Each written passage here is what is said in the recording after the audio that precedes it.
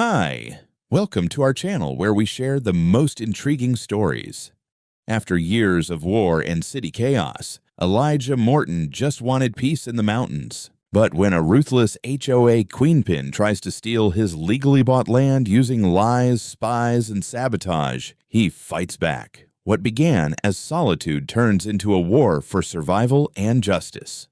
I bought the place sight unseen, unless you count the grainy black and white tax assessment photos from the county's probate website. One old cabin in the middle of nowhere, barely holding itself together, with a collapsed shed, a rusted-out well cap, and 37 trees too close to the roofline. And I couldn't have been happier. After 15 years in the Army and another 5 chasing urban landscaping contracts in Denver, I was done with cities, traffic, clients with golden doodles named after wine, and HOA newsletters that read like soft dictatorships. I wanted trees, silence, a stove that runs on wood and spite, and a roof that leaks in only one corner. I wanted to be left the hell alone. So, when the county released this forgotten parcel up for auction after the previous owner passed without kin, I pounced. No bidding war, no competition, just a government seal, a wire transfer, and a man with a beard and a backpack driving west. The property was up in the Rockies, about 20 minutes past a town that barely had a gas station.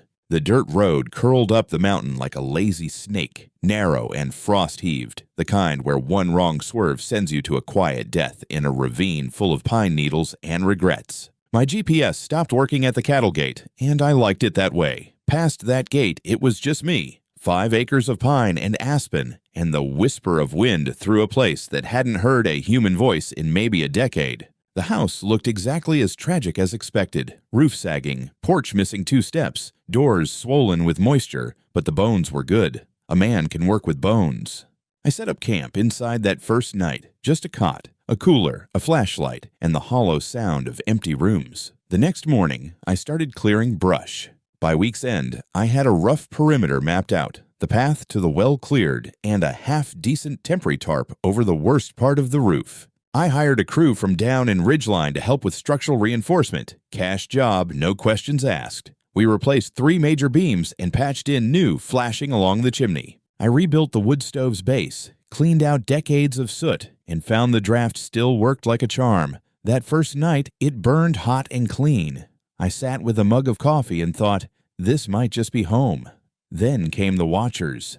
At first, it was just 1 or 2 cars parked along the edge of the private road, idling. Binoculars, cell phones up, long stares followed by slow U-turns. I figured maybe they were just curious. Mountain folk don't exactly see new faces often, especially not ones dragging in lumber and steel tools. But by the second weekend, things turned. A woman in a beige Subaru stopped halfway up the drive, got out, and started taking photos of my front door. She looked like a high school vice principal that had tasted blood. Late 60s, blonde bob, ironed khakis, clipboard. I stepped out with a sledgehammer in one hand. Not threatening, just practical. She smiled like she was filing a formal complaint in her head. "You new here?" she asked, tone sweet enough to rot wood. "Moved in 3 weeks ago," I said, wiping sawdust from my hands. She tilted her head. "Funny, nobody mentioned a sale. This property's part of our protected buffer zone. You sure you're in the right place?"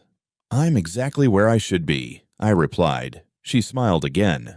"Well, I'm Karen Winslow, president of the Silver Ridge Preserve HOA. We oversee the surrounding mountain community. I'll need to review your occupancy permit and construction permissions. We weren't notified of any authorized rehabilitation on this parcel." I raised an eyebrow. "This isn't part of any HOA. This land's independent. Bought it from the county auction in April. Title's clear. Recorded." Her smile flickered. That can't be right. This house has always been understood to belong to the neighborhood's natural greenbelt. Surely no one would sell it without consulting the board. I stepped closer. They did. I bought it. Legally. Karen scribbled something onto her clipboard. "Well then, I suppose we'll need to investigate this matter through official channels. In the meantime, I'd advise halting any further construction, just to be safe." She turned and walked off like she'd won a small war. Her tires skidded as she reversed down the gravel road. That night, I double-checked my paperwork, not because I doubted it, but because I've met enough bureaucrats to know that confidence makes people dangerous. Everything was in order. Deed filed, parcel ID valid, legal description matched the topographic boundary, signed and sealed by the county clerk. A few days later, another neighbor wandered over, older guy with a fishing hat and bad knees, carrying a tin of oatmeal cookies. He sat on my new porch stairs and looked around. "You stir up the hornet's nest yet?" he asked without preamble. "Not intentionally," I replied. He snorted. "Karen's been itching to get that property annexed for years. Calls it the missing tooth of Silver Ridge. Probably thinks you squatted your way in." "Well, she's wrong," I said. "Sure, but she's also loud. And entitled, and real cozy with the sheriff's deputy who married her niece." I looked at him. "Just saying," he added. I went back to work the next day like nothing had happened, but I couldn't shake the feeling I was being sized up for removal. People didn't wave. I'd find fresh boot prints near the edge of the tree line in the morning. At night, headlights would sweep across the clearing, then vanish. It felt less like neighborly curiosity and more like reconnaissance. And I hadn't even gotten to fixing the septic yet. The morning after Karen's little visit, I found a laminated flyer stapled to one of the aspens near my drive. It read, "Notice, unregistered occupation of common ecological property. Silver Ridge Preserve Board is investigating current activity. All work must cease immediately until ownership can be verified. SRP HOA Compliance Division." The gall of it almost made me laugh. No signature, no contact info, just the kind of made-up authority you see in parking lot disputes and toddler arguments. I tore it down and stuffed it into my tool belt. Then I went back to rebuilding the rain gutter with a smile on my face. If they wanted to fight, I wasn't hard to find. I'd fought for worse ground, and this time I had a deed. That afternoon, I drove into Ridgeline for supplies, roofing nails, propane, some extra tarps, and when I came back, I noticed orange flags planted along the western edge of my property, surveyor's flags. Someone had walked the line and marked questionable boundaries with little tags that said HOA Oversight Zone. They were staked neatly, like someone expected me to accept them as gospel. Problem was, I already had the actual boundary map, complete with legal coordinates and topo overlays, signed by the county's own surveyor. I ripped them out one by one. The next day, things escalated. Karen came back, this time with a skinny man in a fleece vest who introduced himself as Harold, Vice Chair of Environmental Integrity. He looked like the kind of guy who files noise complaints about birds chirping too loudly. They didn't even get out of the car. Just rolled down the window and asked, "Have you suspended your renovations until clarification can be reached with the board?" "Which board?" I asked. Karen leaned across Harold. "Silver Ridge Preserve HOA, the managing entity for this entire zone." I folded my arms. "This parcel's not in your zone. It's an independent tract under county jurisdiction. There's no easement, no annexation, no shared utilities, no recorded governance. You have no authority here." Karen smiled like I'd just said something cute. "That's what you believe. But we're currently reviewing whether this land qualifies as part of the protected ecological buffer we've maintained since the subdivision's founding. It may be subject to retroactive inclusion." I blinked. "You mean you're trying to steal it?" Harold made a strangled noise. "Sir, no one's stealing anything. This is about protecting the character of our landscape, the preservation of native flora and fauna. Your presence disrupts your illusion of control," I said, "which isn't my problem." Karen's smile disappeared. "We'll be filing a formal notice of dispute with the county. In the meantime, if I were you, I'd reconsider continuing any unsanctioned construction. There are liability concerns, fire risks, trespass issues." She tried to sound polite, but the threat behind her words was as clear as a bear track in fresh snow. I didn't say another word. Just stared until Harold looked away and rolled the window up.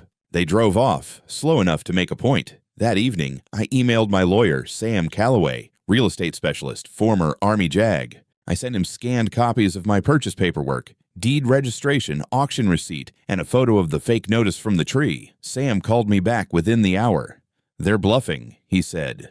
HOAs love to puff up their authority, especially when they're dealing with someone who doesn't roll over. But legally, if your parcel was excluded from their governing documents, and I'm looking at the maps right now, it's not subject to their jurisdiction. You're a sovereign island in their sea of retired busybodies. Can they challenge it? "They can file a complaint," he said. "Doesn't mean it's valid. And if they step onto your land again without cause or invitation, It's trespassing. You've got standing to file a cease and desist. Want me to draft one? Not yet, I said. Let's see how far they're willing to embarrass themselves. Sam chuckled. Keep records, photos, every flyer, every interaction. We build a timeline. You don't just win, you document your victory. And so I did. The next 2 days were quiet, too quiet. No Karen, no cars, no fresh flags. But I started seeing drones, little buzzing bastards hovering just above tree line. At first, I thought they were county fire inspection units, but when one of them dipped low enough for me to spot a decal, I saw it. Silver Ridge Preserve Security Monitor. They had their own drone patrol. I considered grabbing my old compound bow, but opted for a ladder and a GoPro. I mounted it to the porch beam, pointed it at the sky, and let it blink red like an eye that never sleeps. On the third morning, a young woman in yoga pants walked up the trail with a golden retriever and a GoPro strapped to her chest. She stopped at the edge of my driveway, filming openly. Can I help you? I called out. She shrugged. Community watch. Just documenting activity. Karen said someone was squatting up here. Karen says a lot of things, I replied.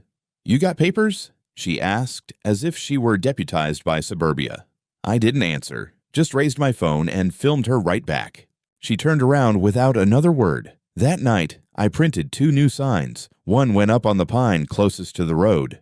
Private property, not part of Silver Ridge HOA. Trespassers will be prosecuted. The other, I nailed to the porch beam. No, I'm not reviewing my position. This is my land. I went to bed with the kind of peace only petty defiance can buy. It was a Saturday morning, the kind where the mountains look painted, deep evergreen and pale blue strokes of early light. I was patching a seam near the chimney when I heard tires crunching gravel. Not the slow, nosy roll of a curious neighbor. This was fast, decisive, official. I climbed down the ladder just in time to see 2 county sheriff SUVs slide to a stop in my clearing. Lights flashing, but no sirens. Karen's beige Subaru was right behind them, practically vibrating with self-righteousness. Before I could even wipe the tar off my hands, 2 deputies were already moving toward me, palms resting on holstered weapons in that polite but unmistakable don't-run kind of stance. You Elijah Morton? One asked. Older guy, gray around the edges, eyes tired like he'd seen too many domestic disputes involving lawn chairs.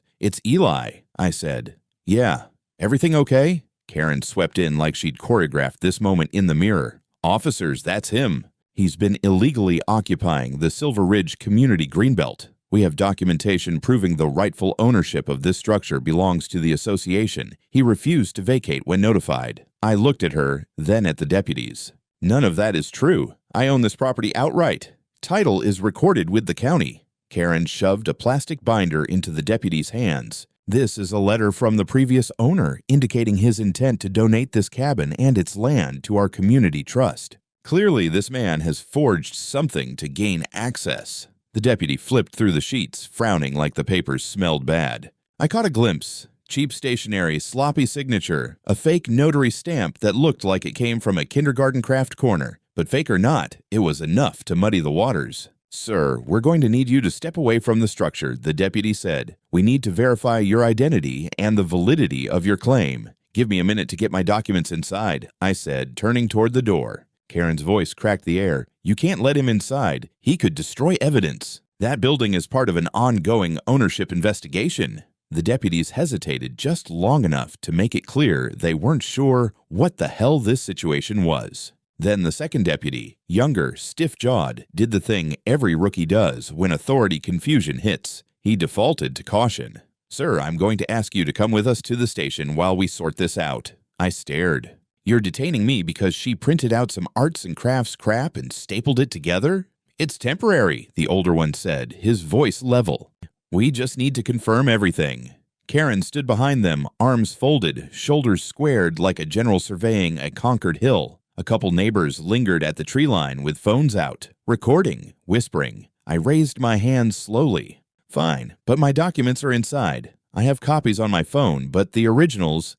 You'll have an opportunity to provide documentation at the station, the older deputy said, gently taking my elbow. As they walked me toward the cruiser, Karen leaned in with a venomously pleasant smile. We have standards here, she whispered. You can't just invade a protected community because you feel like playing Mountain Man. I didn't answer. Didn't trust myself not to say something that would escalate the situation further. Instead, I locked eyes with one of the neighbor guys filming on his phone. He looked uncertain now, like maybe the story wasn't so clear-cut. The cruiser door shut with that heavy thunk that feels like judgment. The younger deputy recited a line about temporary detainment while scrolling his tablet. I stared out the window at my house, getting smaller through the trees as we rolled away. Inside the station, everything smelled like coffee and paperwork. They took down my basic info, ran my ID, clean record, honorable discharge, veteran status, flagged automatically in their system. Still, procedure required them to hold me until they could verify ownership. I asked for a phone call. They handed me a landline like it was 1997. I dialed Sam. He picked up on the second ring. Tell me they didn't actually put cuffs on you. No cuffs, I said. Just a free ride to meet new friends. What happened? I explained. Karen, her binder of nonsense, police swallowing at least a gulp of it. Sam listened, low growl building in his throat like a dog hearing footsteps on the porch. Okay, listen, he said, voice calm and lethal. I'm emailing the county recorder for immediate fax confirmation of your title. I'll also pull the probate paperwork and the auction certification. I'll be there within the hour. Say nothing else to anyone. You got it. I hung up. The deputy poured me a cup of burnt station coffee, one soldier to another. This'll get sorted, he said quietly. Don't take it personal. We get a lot of complaints from up that mountain. Folks throw the word trespass around like confetti. I nodded, but my jaw was locked tight enough to crack molars. 2 hours later, Sam walked in with a stack of documents tall enough to build a foundation. A fax beeped behind the desk, the official cadastral map stamped and sealed, showing my land clearly outside any HOA boundary. The lieutenant reviewed everything twice, then came into the holding room with an apology that sounded like it hurt his tongue. You're free to go, Mr. Morton. There was a misunderstanding. I took the paperwork, thanked him politely, and walked out into the cool mountain air. Sam followed, cracking his knuckles. You want to sue now, he said. Not a question. Not yet, I said. But we're done being nice. We drove back up the mountain, and as soon as my cabin came into view, the anger hit me like a fist. Someone had walked up my porch and hung another notice on my door. This one printed in big red letters. Vacate immediately. Property under investigation. Returning may result in criminal charges. Sam took a picture. Then he looked at me. So, war it is. The first thing I did when I got back was tear that bogus notice off my front door and burn it in the fire pit. Watching it curl into black flakes felt almost ceremonial, like striking the match on a new phase of this war. Sam stood beside me, arms crossed, silent but vibrating with restrained fury. He'd already called a contact in the county recorder's office to officially log the false notice as part of a developing harassment claim. We weren't just pushing back now, we were gathering ammunition. The next morning, I drove to the sheriff's office to file a formal statement. This time, it wasn't just verbal. I brought copies of the deed, the probate certification, the recorded auction sale, and my ID. I also demanded in writing the details of the document Karen had presented, the so-called letter from the previous owner. What came back made my blood freeze. It was a badly photocopied page with cursive writing that looked like it had been composed on a shaky hand and a half bottle of wine. It was dated 3 years before the former owner's death and claimed to grant the stewardship of my beloved mountain retreat to the Silver Ridge Preserve HOA in the event of my passing. It wasn't notarized. There was no witness signature. And the return address was just Silver Ridge Board Office. Not a real place. Sam stared at it like it had personally insulted his mother. That's not a will.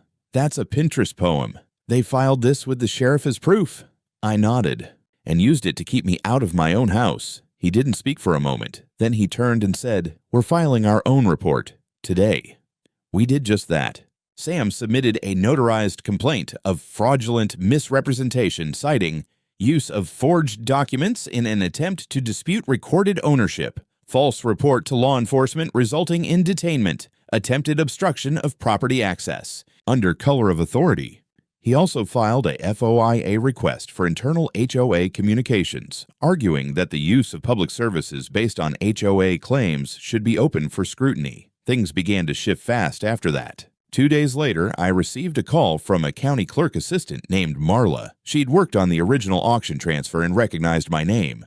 Mr. Morton, I just wanted you to know we got a request filed last year by the Silver Ridge HOA to redraw jurisdictional boundaries to include your parcel in their management zone. I sat forward, and we denied it, flatly. Your parcel is grandfathered outside their boundaries. Always has been. There's a record of the denial. Can I get a certified copy? It's in your inbox already, she said.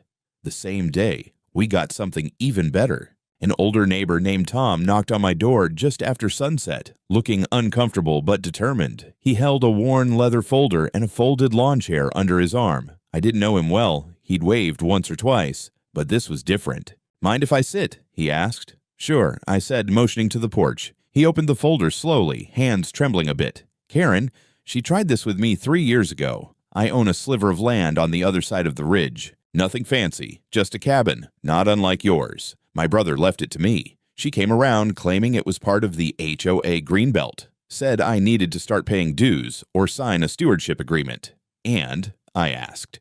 I told her no. Got a few nasty letters. Then someone dumped cinder blocks across my driveway. Sheriff said it was a civil matter, so I let it go. I didn't fight. He handed me a copy of one of the letters she'd sent him. It was nearly identical to the ones I'd received. Same font, same language, even the same damn fake eco-friendly border of pine cones. Tom looked at me, voice quieter now. But you're not letting it go. Thought you should have this. For the record, I shook his hand. Thanks. I'll put it to good use. Karen's little empire of intimidation was beginning to show cracks. The next crack came from the office of the County Water Authority. Someone had filed an anonymous complaint about unregulated well water use and possible septic runoff contamination. An inspection crew showed up without a warrant, claiming they were acting on behalf of the HOA and had a right to verify public health safety. I stopped them at the gate. Do you have a warrant? The man in charge, a lanky bureaucrat with a clipboard and zero charisma, fumbled.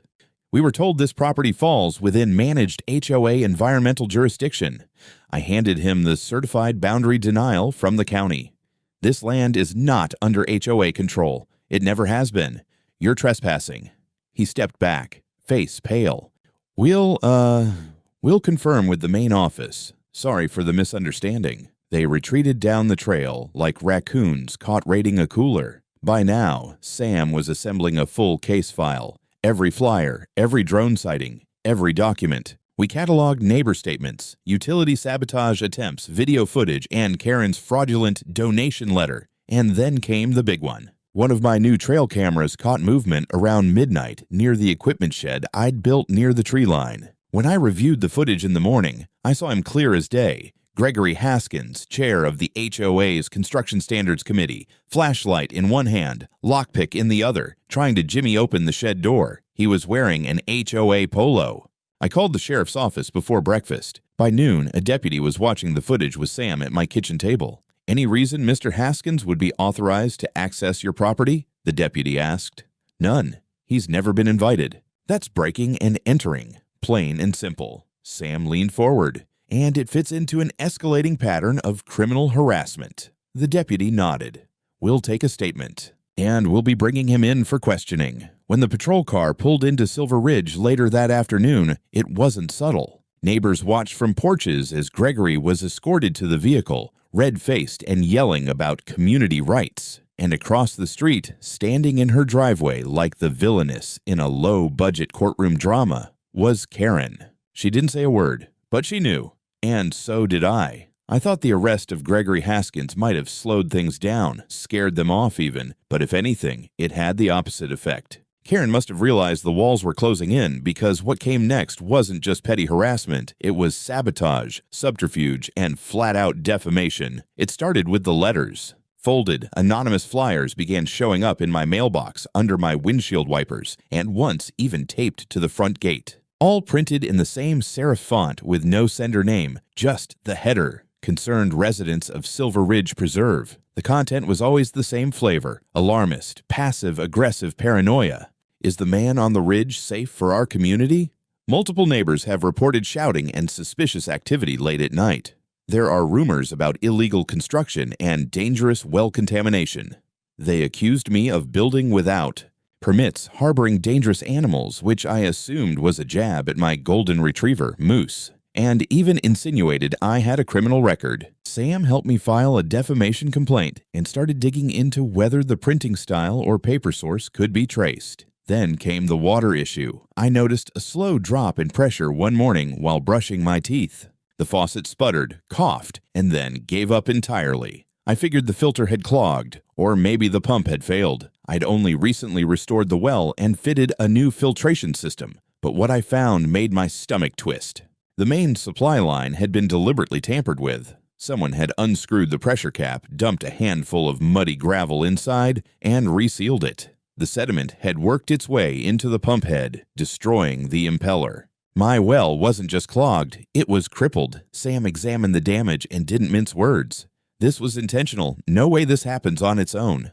We documented everything: photos, video, tool marks. Then I installed 2 new hidden trail cams, infrared this time, near the well and the back fence line. One above head height, another closer to ground level. The next person who came poking around would be starring in their own personal legal horror film. That week, things escalated publicly. Karen called a special HOA meeting, and though I obviously wasn't invited, word got out. A sympathetic neighbor, Marjorie, who taught art part-time at the local college, passed along some juicy audio. The meeting wasn't about drainage, trail upkeep, or parking violations. It was a smear session. Karen stood at the front of the clubhouse, white wine in one hand, slideshow remote in the other, and clicked through projected images of my cabin like it was evidence in a federal trial.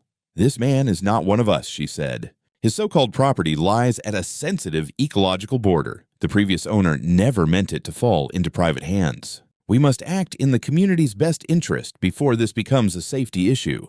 There were polite coughs, a few nods, and one half-hearted clap. Karen then pitched a motion to petition the county for environmental injunction against my continued renovations, citing possible contamination, light pollution, and wildlife disturbance. She had no real evidence, just conjecture dramatized, photos, and her own voice, dripping with performative concern. Sam was already preparing the rebuttal, we gathered. The well test results certified clean by the county environmental lab. Construction permits I had filed with the local rural development office. Satellite overlays showing I hadn't cleared more land than allowed. Video of moose playing fetch as the only wildlife danger on record. But the biggest blow came from the footage I retrieved 2 nights later. It was grainy, but clear enough. The same contractor Karen had hired to survey the community paths, a guy named Vince, was back on my land at 2 a.m, crawling under the well housing with a wrench in hand. Gotcha. We went straight to the sheriff. By now, Deputy Halverson knew me by name and didn't even ask for context. He just poured coffee, watched the clip, and said, "We'll bring him in." Again. Word spread fast after that.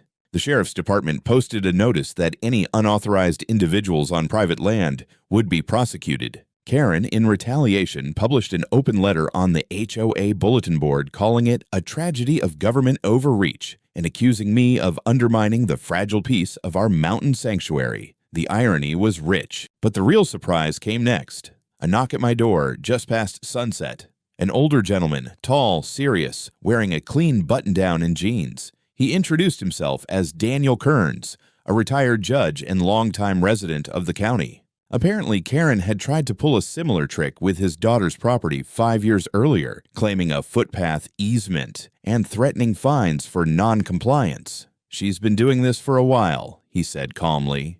"But she's getting sloppy. You've got something we never did, proof. If you decide to take her to court, let me know. I'd be happy to write a statement." He handed me his card and left with a firm handshake. I stared at it for a long while, not just because of what it meant, but because the battle was changing shape.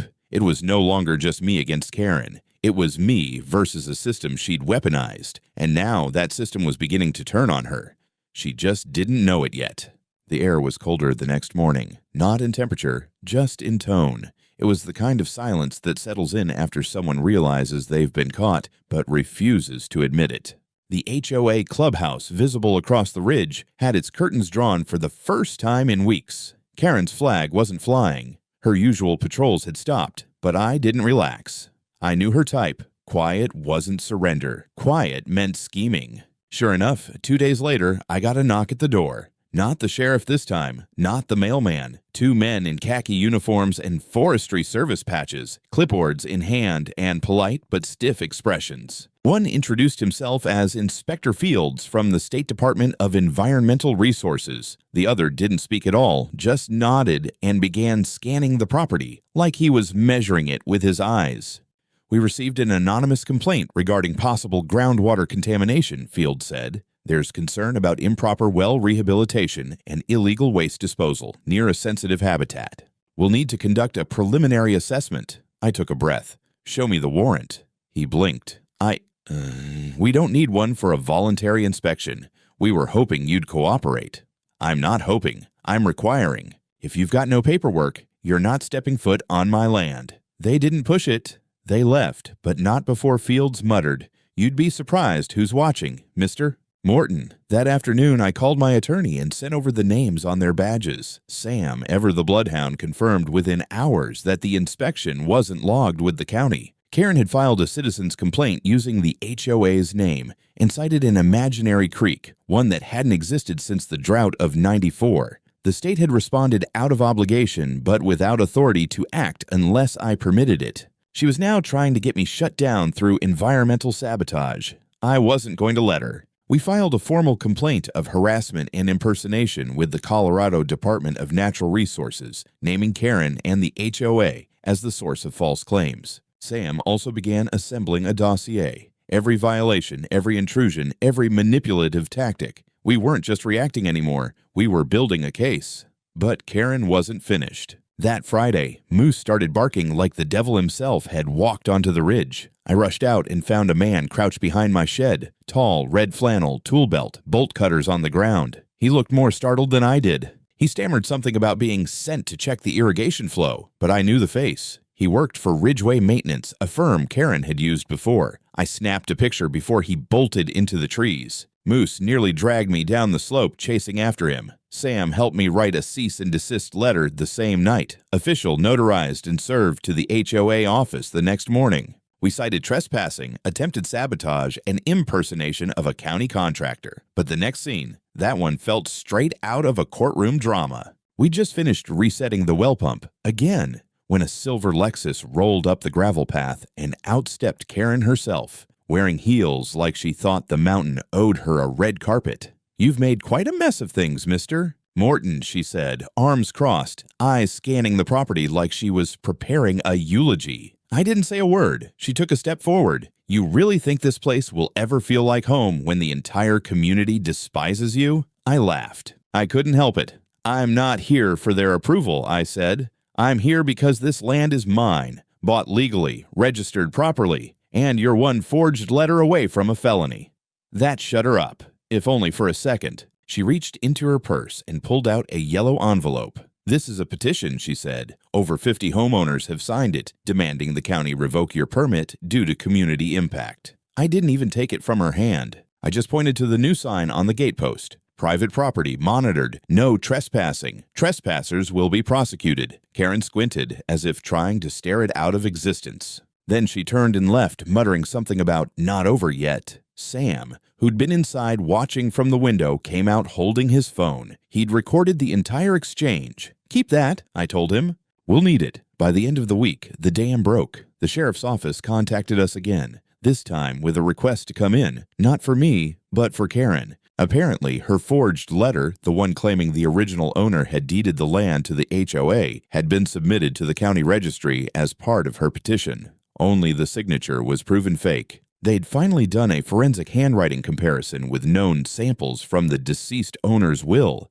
It wasn't even close. Karen was about to face charges for filing fraudulent documents with a government office. State-level charges, not just civil. I didn't celebrate. I just brewed a fresh cup of coffee, stepped out onto the cabin porch, and watched the clouds roll low through the evergreens. I knew it wasn't over, not until I filed the lawsuits. Not until she was dragged into court for everything she'd done. But for the first time in weeks, I felt like the mountain belonged to me again. They arrested her on a Thursday. Karen Winslow, former senator's widow, president of Silver Ridge HOA, was handcuffed right in front of the community clubhouse during an open board meeting. The charges were serious. document forgery, filing false claims with a government office, and attempted real estate fraud. Turns out, she had also doctored emails, invented the bequest letter using a fake notary stamp, and even tried to bribe a junior clerk in the land office to expedite her annexation request months ago. The HOA board scrambled. Members resigned. Residents who had smugly watched my arrest now looked anywhere but at me when I passed. Karen's name was stripped from HOA documents, and the county assigned an external legal monitor to oversee all HOA operations. Sam filed our lawsuit the next day. Me, I fixed the last rafter of the cabin roof and put up a new sign: no visitors, no exceptions, no Karens. The court hearing came 6 weeks later, and by then, Karen was already out on bail, hiding behind a team of expensive attorneys and oversized sunglasses. The courtroom was packed, not just with lawyers and reporters, but residents from Silver Ridge, some out of curiosity, some because they'd finally started to realize they might have backed the wrong horse. Sam laid everything out with surgical precision: the forged letter, the faked boundary applications, the contractor she paid off, the manipulated water lines, the break-in attempts. We had it all: camera footage, testimony, county documents, even the HOA's own internal emails showing how Karen had funneled community funds into legal nonsense without consent. The judge didn't need much time. 9 years for fraud, property interference, falsifying records, and obstruction. On top of that, the HOA was ordered to pay $370,000 in damages, personal and property. The community itself. It was placed under court-supervised administration, external management, full audit, mandatory member re-elections. Silver Ridge would never be the same. I stayed quiet through most of it. When it was all over, I didn't even look at Karen as she was let out. What was there left to say? Back in the mountains, I kept working. The cabin was almost done, roof sealed, chimney repaired. I planted native shrubs, cleared the path to the old well, and built a small fire pit behind the house. Not for guests, just for me. Peace wasn't immediate, but it settled in eventually, slow as the snow line. A few months later, I opened the cabin for the first time to other veterans, not as a rental, not for tourists, just a quiet retreat for folks like me who'd seen too much, lost too many, and needed somewhere real to stand again. I named it Foxlight Hollow, after the red fox that wandered by during my first week clearing brush. Before winter came, I nailed one last wooden sign to a pine near the trailhead. It simply read, "Not for sale, not open for discussion, not yours." Let them all read it.